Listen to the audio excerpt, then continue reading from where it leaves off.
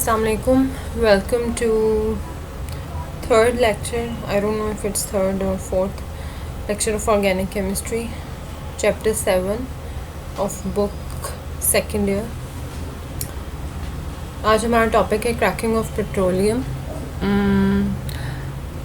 Cracking का word आपने बहुत ज़्यादा सुना होगा आम रूटीन में, लेकिन ये वाली क्रैकिंग उस आम क्रैकिंग से थोड़ी सी डिफरेंट है. आप लोग जब क्रैकिंग का वर्ड अपने माइंड में डालते हैं तो आपको क्या सबसे पहले नज़र आता है?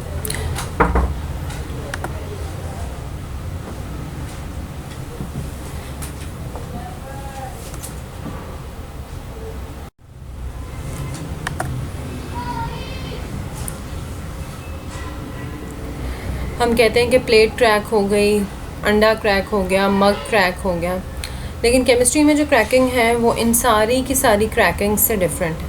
केमिस्ट्री में क्रैकिंग क्या चीज़ होती है? क्रैकिंग बेसिकली पेट्रोलियम की रिफाइनिंग का एक प्रोसेस होता है. पेट्रोलियम क्या चीज़ होता है? ख़ाम तेल जिसे हम कहते हैं, जो फॉसिल फ्यूल्स में से या ज़मीन में से जो तेल निकाला जाता है उसको हम पेट्रोलियम कहते हैं. उस तेल को प्योरीफाई किया जाता है, रिफ़ाइन किया जाता है और उससे तरह तरह के डिफरेंट फ्रैक्शंस निकाले जाते हैं, different type of organic compounds में से निकाले जाते हैं.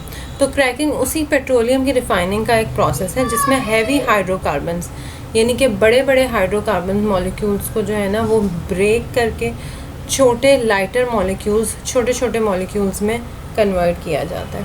और इस प्रोसेस को यूजुअली हीट से फैसिलिटेट किया जाता है, प्रेशर से फैसिलिटेट किया जाता है और साथ में कोई ना कोई कैटलिस्ट इसमें शामिल किया जाता है.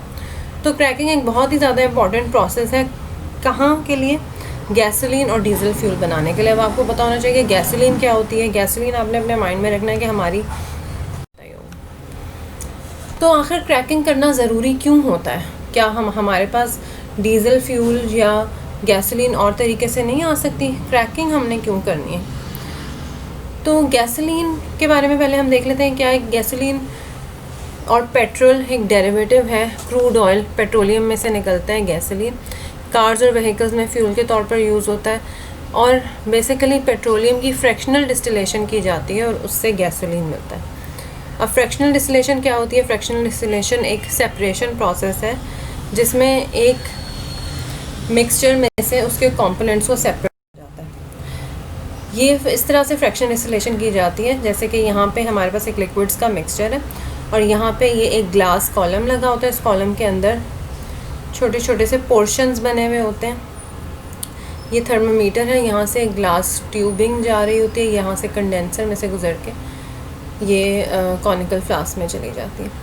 तो ये लेबॉरेटरी में फ्रैक्शनल डिस्टिलेशन इस तरह की जाती है. यहाँ पर जो मिक्सचर है उसके वेपर्स इधर से गुजरते हैं, इस कॉलम में से गुजरते हैं. सबसे ज़्यादा इस मिक्सचर के जिस कॉम्पोनेंट का सबसे लो बॉइलिंग पॉइंट होगा वो सबसे पहले यहाँ से गुजर के इधर इकट्ठा हो जाएगा. फिर उसके बाद जिसका हाई बॉइलिंग पॉइंट होगा वो यहाँ से गुजर के इधर इकट्ठा हो जाएगा. एक बॉइलिंग पॉइंट वाला फ्रैक्शन जब हम सेपरेट कर लेते हैं तो हम ये फ्लास्क चेंज कर देते हैं. फिर दूसरे बॉइलिंग पॉइंट का जब फ्रैक्शन यहाँ से इधर आ रहा होगा तब हम यहाँ पे एक नया फ्लास्क लगाते हैं. तो लैब में फ्रैक्शनल डिस्टिलेशन इस तरीके से की जाती है.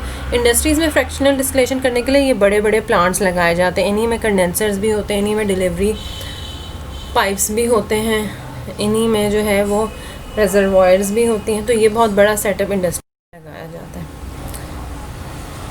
तो पेट्रोलियम की जब फ्रैक्शनल डिस्टिलेशन की जाती है या क्रूड ऑयल की ख़ाम तेल जिसे हम कहते हैं, तो ये सबसे पहले इसको गर्म किया जाता है. गर्म करके इसे यहाँ पे फ्रैक्शनेटिंग कॉलम में ले जाया जाता है.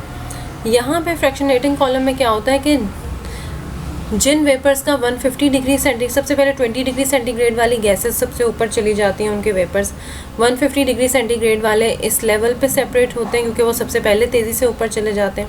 200 डिग्री सेंटीग्रेड वाले यहाँ पे सेपरेट किए जाते हैं. 300 डिग्री सेंटीग्रेड वाले फ्रैक्शन जिनका बॉइलिंग पॉइंट 300 के अराउंड होता है उनको यहाँ पे सेपरेट किया जाता है और 370 वालों को यहाँ पे. तो यहाँ पे आप देख रहे हैं कि गैसोलीन यानी पेट्रोल का जो बॉइलिंग पॉइंट है वो 150 डिग्री सेंटीग्रेड होता है, वो पेट्रोलियम में से सेपरेट कर लिया जाता है. लेकिन यहाँ पे प्रॉब्लम ये आता है कि जो हम पेट्रोलियम से या क्रूड ऑयल की फ्रैक्शनल डिस्टिलेशन से जो हम यहाँ पे गैसोलीन हासिल कर रहे हैं वो गैसोलीन बहुत कम होता है. आम रूटीन में गैसोलीन बहुत ज़्यादा चाहिए होता है। आपने देखा है कि हमारे यहाँ बहुत ज़्यादा गाड़ियाँ होती हैं, व्हीकल्स का इस्तेमाल बहुत ज़्यादा है और वो सारी पेट्रोल पे चल रही होती हैं। मोस्टली सीएनजी भी अब हमारे यहाँ आ गया, लेकिन पेट्रोल की भी बहुत ज़्यादा खपत होती है। तो उस पेट्रोल की जो प्रोडक्शन है वो यहाँ से पूरी नहीं हो पाती।